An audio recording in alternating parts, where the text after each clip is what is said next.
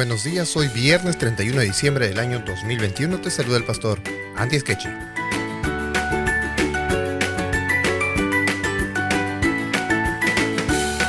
El título para este día es Para estudiar y meditar.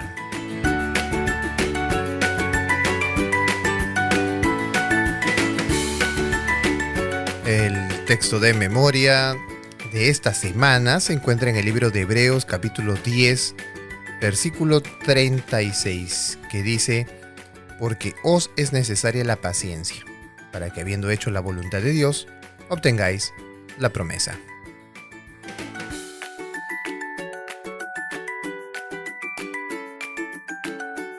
Vamos a ver dos citas. La primera es de David de Silva, un historiador que habla acerca de los primeros cristianos, explicando un poco la razón de por qué ellos sufrieron persecución. Ahora, mira lo que dice. Los cristianos adoptaron un estilo de vida que habría sido considerado antisocial e incluso subversivo. La lealtad a los dioses, expresada en la asistencia religiosa, a los sacrificios y cosas por el estilo, se consideraba un símbolo de lealtad al Estado, las autoridades, los amigos y también la familia. La adoración de las deidades era algo así como un símbolo de la dedicación de uno a las relaciones que mantenían estable y próspera a la sociedad. Al abstenerse de lo primero, los cristianos, al igual que los judíos, inspiraban desconfianza como posibles violadores de las leyes y como elementos subversivos dentro del imperio. El estilo de vida, ¿verdad?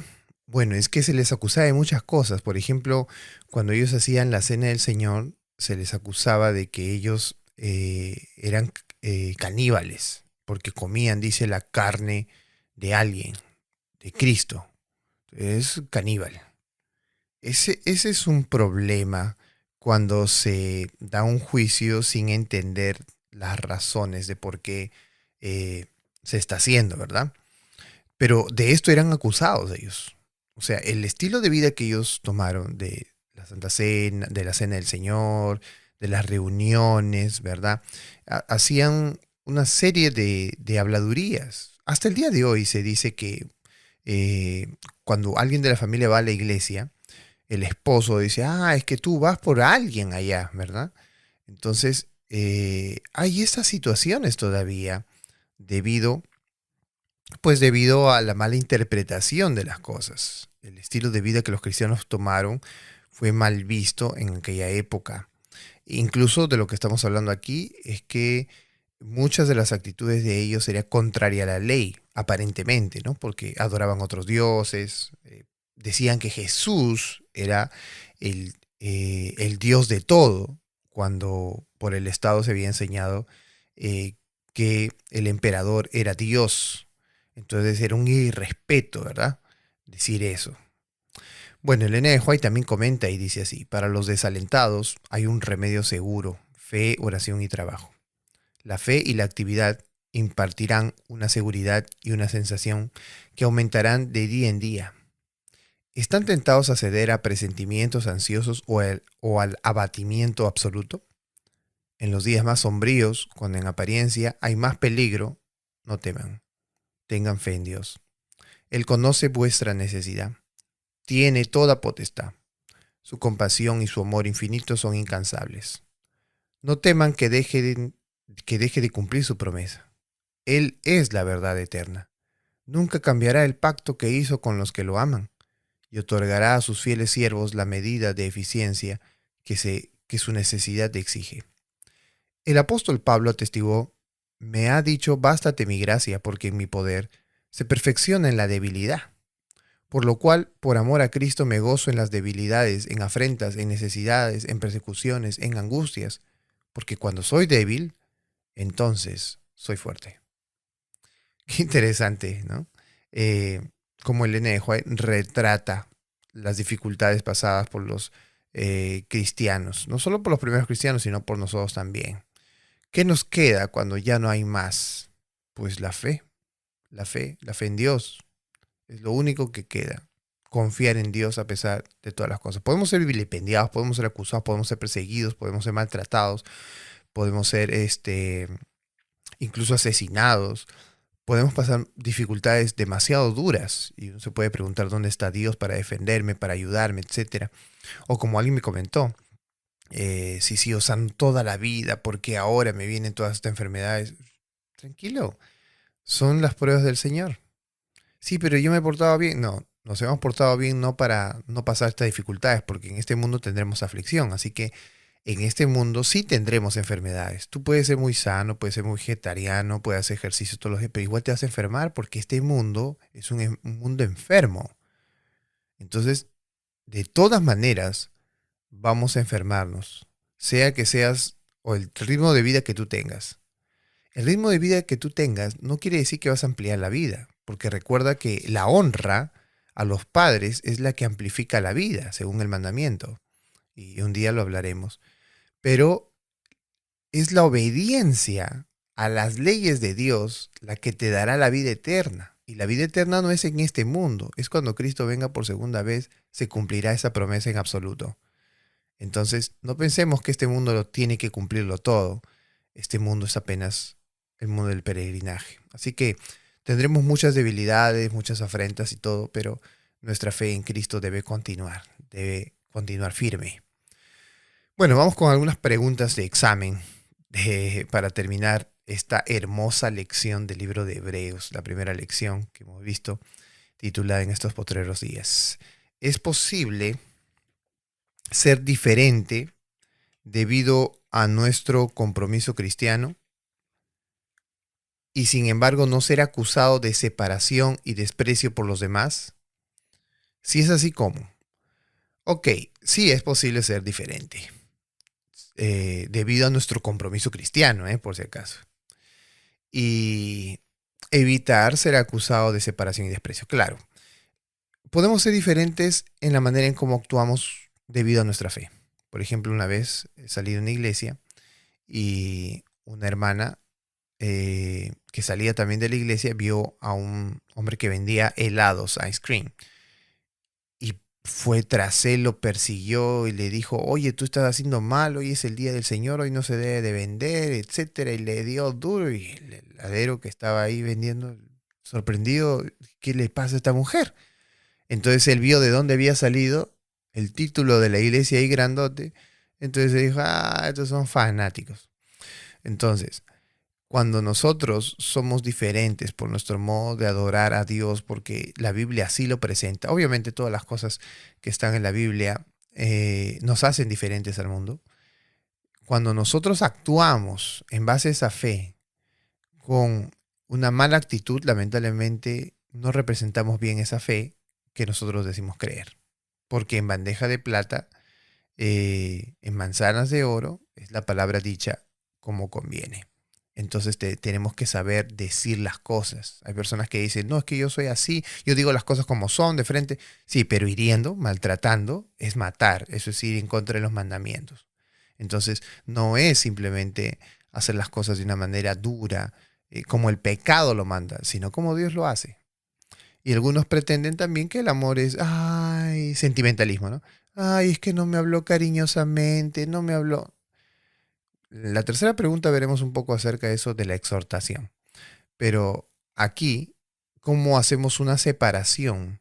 O perdón, ¿cómo nos ganamos el derecho de que la gente no note que estamos totalmente separados eh, de las personas? Las personas van a sentir que estamos separados porque hablamos de otra cosa y de otro mundo. Somos diferentes, pero contrarios a ellos.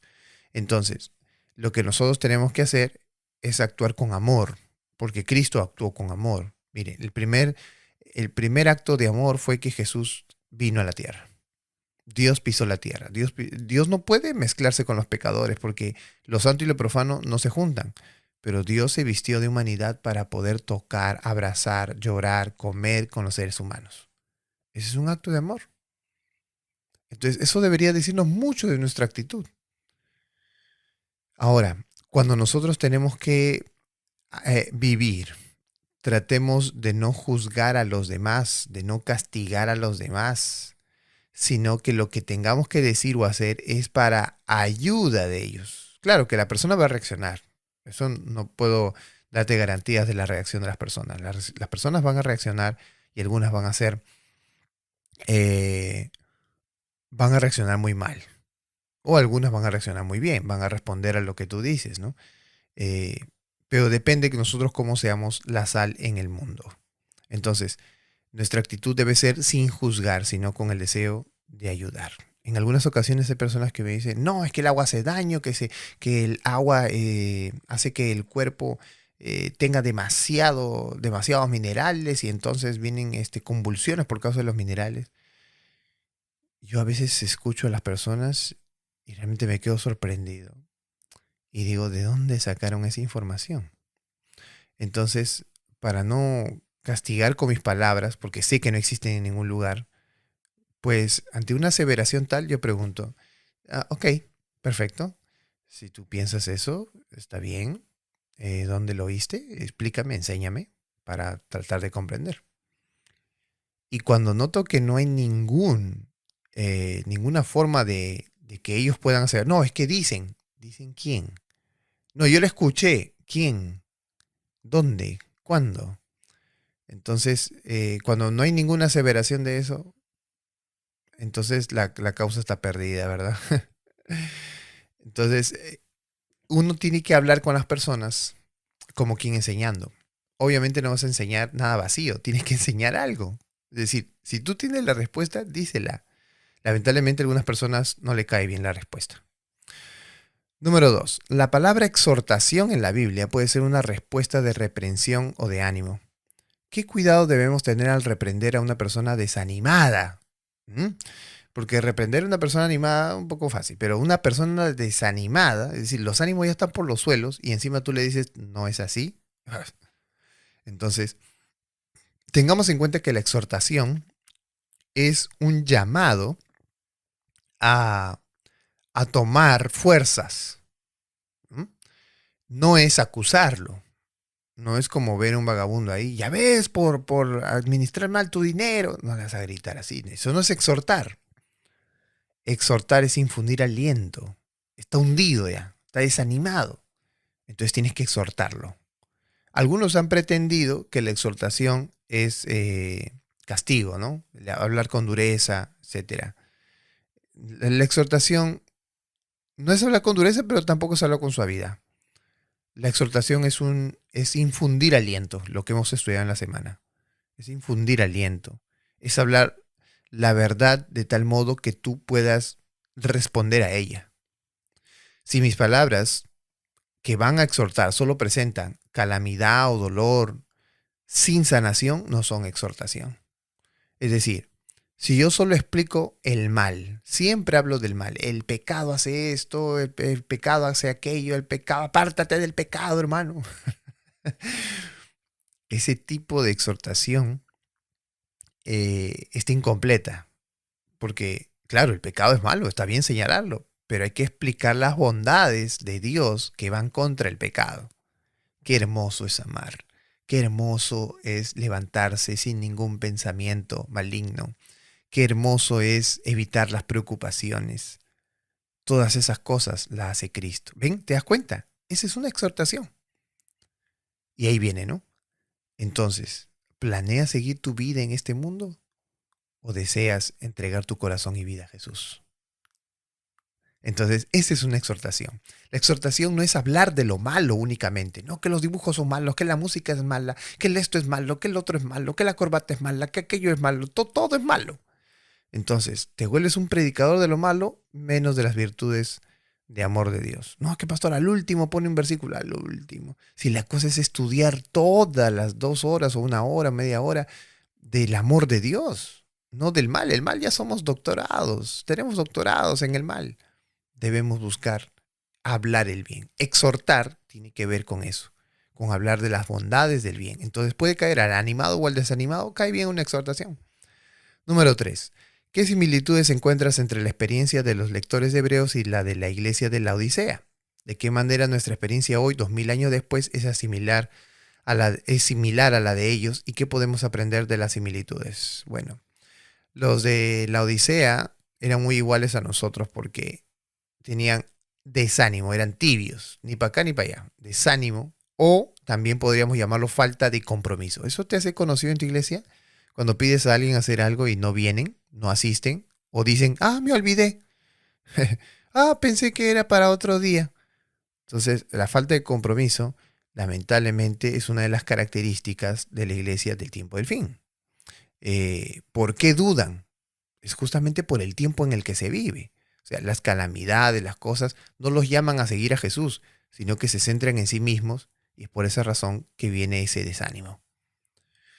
Entonces, para arreglar ese desánimo, nosotros tenemos que señalar a Jesús, el autor y consumador de nuestra fe, que es lo que hemos aprendido en la lección. Estamos aplicando lo que hemos aprendido en la lección. Tenemos que señalar y mirar a Jesús, que Él viniendo a este mundo, a pesar del desánimo que existía, e incluso en su vida porque Él sabía que iba a morir, Jesús siguió incólume, porque tenía puesta, como dice Hebreos 11, la mirada puesta en la ciudad de Dios. Moisés, Abraham y todos esos hombres tuvieron fe porque miraron al cielo. Tú y yo tenemos que volver a mirar al cielo, repasar las promesas del cielo. Tenemos que repasar las promesas de Jesús y el cumplimiento de esas promesas, al menos en lo que se pudo cumplir hasta la época. Y también debemos luchar por nuestra fe cada día, que nuestra fe no caiga. Cuando encontramos desaliento, inmediatamente verificar este mal pensamiento, esa falta de fe, y entonces inmediatamente curarla a través del estudio de la Biblia y la oración. Qué alegría que podamos haber estudiado esta lección, la carta a los hebreos y a nosotros. La siguiente semana estaremos estudiando, el día de mañana empezaremos un nuevo estudio llamado El Mensaje de Hebreos. Así que va a ser interesante poder estar juntos y estudiar esta palabra. Que Dios te bendiga, vamos a orar. Amado Padre que moras en los cielos, te pedimos, Dios, tu bendición. Ayúdanos, Señor, a ser fieles a ti. Permite, Señor, que nuestra fe no decaiga, que en cada dificultad y en cada situación difícil no pensemos, Señor, en el error que hemos cometido para llegar a eso, sino que busquemos, Señor, tu palabra, tu voz, tu mirada, para encontrar perdón y misericordia y podamos, Señor, volver a ti. Que nuestra fe no muera. Quizás nuestra salud pueda ser quebrantada, pero que nuestra salud espiritual no lo sea. Te pedimos, Dios, todo esto en el nombre de Jesús. Amén.